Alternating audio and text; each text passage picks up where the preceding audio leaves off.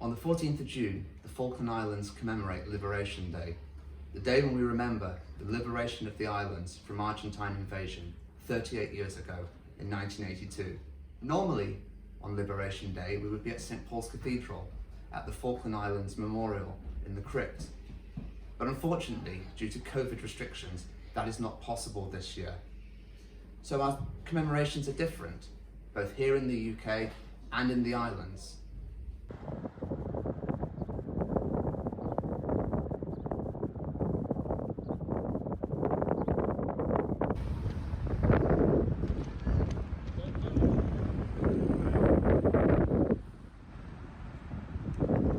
Well, Liberation Day means a lot to me, and it also means a lot to our veterans in the South Atlantic Medal Association 1982.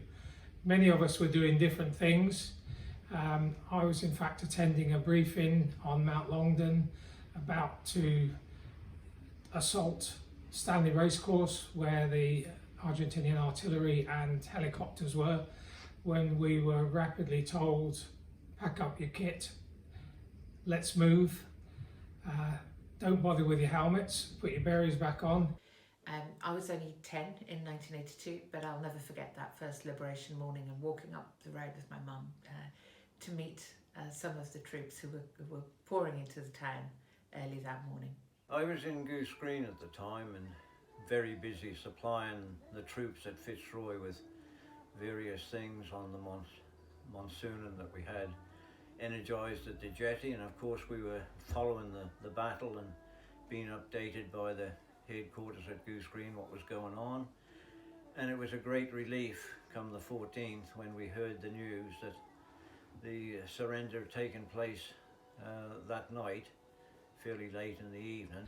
And we ended up chasing, if you like, down from Mount Longdon while two para came down from Wireless Ridge and got ourselves into the race course and took our positions unopposed.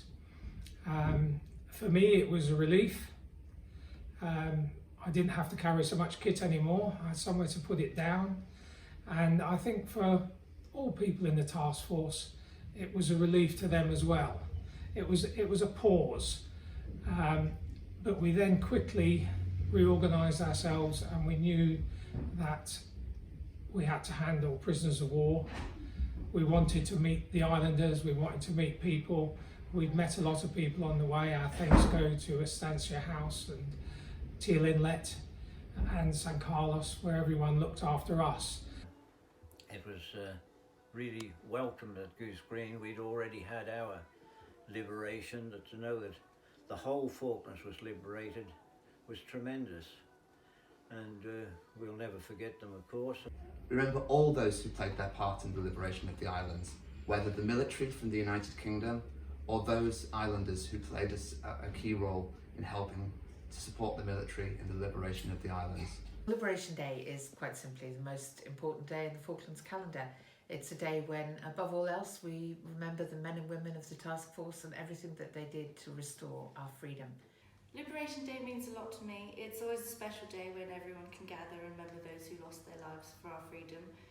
From Samawise, I think it's very much that we take that deep breath and relief again and enjoy the success of yourselves on the islands and also the industries on the islands, because you've organised it and prepared and done very well.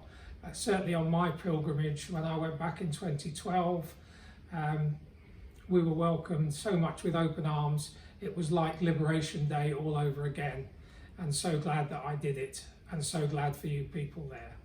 It's a day of mixed emotions. There's sadness and guilt for those families of the men who never got to return home. But there's always a huge feeling of gratefulness and celebration for the fact that we get to live under the flag that we choose to.